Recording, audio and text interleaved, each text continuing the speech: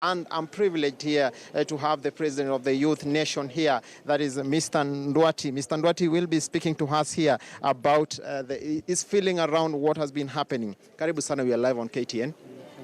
Let's begin by understanding the National Youth Service was really established to help the Kenyan youth, and there have been a lot of questions really on how things have been going on here. Do you love the pace things are going as far as trying to unravel the finding justice around this case? And do you feel that the Kenyan youth keeps on being trampled and trampled? Well, thank you for having me. The first thing is I wouldn't say that we are happy as the youth. But you see, this is a matter that is already in court, so we are not going to discuss the circumstances around the case. The concern that we have as youth is the current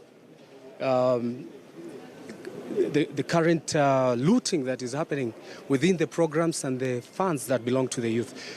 What is clear is that as the youth, apart from being unprivileged, there is too much, there are people who are taking advantage of the youth. And as a youth nation, we are feeling that more needs to be addressed because the problem is there's a challenge, and the challenge is corruption. Now, we are supposed to embrace what the president is doing to revamp the whole issue of procurement. But you see, to the disadvantaged youth, it becomes a little bit hard to go through the requirements. And that is where now you find those who are in the business of entrepreneurship, such as it is the case that we are finding this circumstance around the NYS saga. So we are not happy. What we want is more measures to be taken, and we are also recommending that we tighten the loose strings around the procurement structure or the procurement model. It's unfortunate that when you're looking at the youth, and in fact with the tendering system, there is no clear way of monitoring and evaluating that these opportunities are going to the youth. So you find in such circumstance, there is a lot of loophole for those who are in the business of entrepreneurship. So we are calling for a serious restructuring on the youth programs and opportunities to a place whereby we have a cluster or categorization of youth, so that we don't have young people who are tendering for opportunities that they can't afford. So this is our take. We are not happy, but we are continuing to follow this issue very closely and candidly. And one thing I want to plead to the youth of this country: we cannot sit down and watch as our opportunities. Francis Ontomo, they're giving us details on the NYS pre-trial conference currently going on at Milimani Court. Of course, we'll be getting back to him for more details on that. Still on NYS, Member of Parliament have responded to Kirinyaga Governor's move to sue Nyali, Member of Parliament Muhammad Ali with regards to her name's mention in the Phase 1 NYS scandal. Let's listen in. Mheshimiwa Uhuru Kenyatta, you have nothing to lose. You are going for the last term.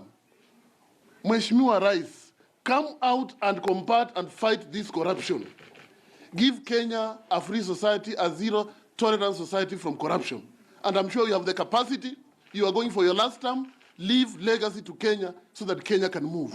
But for members of parliament, we are behind the president because he has said he's fighting corruption, and we are there. We shall do it from the house, we shall shoot from anywhere to make sure all the thieves shall talk about them. Waiguru and others, and all those who are named, they should be ready, and we are there to face them. We are not going to fear anybody because of threats and all this, and Waiguru should stop threatening members of parliament. And I think she's ignorant. In which way? She's ignorant because she does not understand the law. The law gives members of parliament power to look into all the issues that concern matters of national importance have to be looked in. And by threatening members of parliament not to speak, we are representing Kenyans, and good chunk of money is being lost. Let me give you an example. Currently, we have lost over 10 billion from NYS. Just Uhuru Highway is always under traffic jam. You take almost 2 hours to be in your office, but it takes only 3 to 4 billion to make this Uhuru Highway a very super highway to reduce traffic jam. But you can see this money is just channeled to pockets of people. But when we are saying it out here, we cannot be threatened. We want to say, let those ones who are involved in this corruption be just brought to book. Current situation in the country is no longer called corruption. This is robbery without violence. Na ukikuja yale ya shukari, those are murderers. They are murderers because they are murdering Kenyans, innocent Kenyans. So tunaunga mkono rais kikamilivu na tuko tayari kupambana kisheria, na unga ikisidi maji tutauliza wananchi. Do the needful. We don't need those characters in the society. Because if they can be able to kill us, then we don't need them. Therefore, sisi kama wabunge atutishwi. Yule anafikiria kutisha wabunge, kwanza aende police station atupe mawe. Kama hakuna kitu haitafanyika kule kwa hiyo police station, then akuja kwa wabunge. Because this is absolutely wrong for the country to be run this way.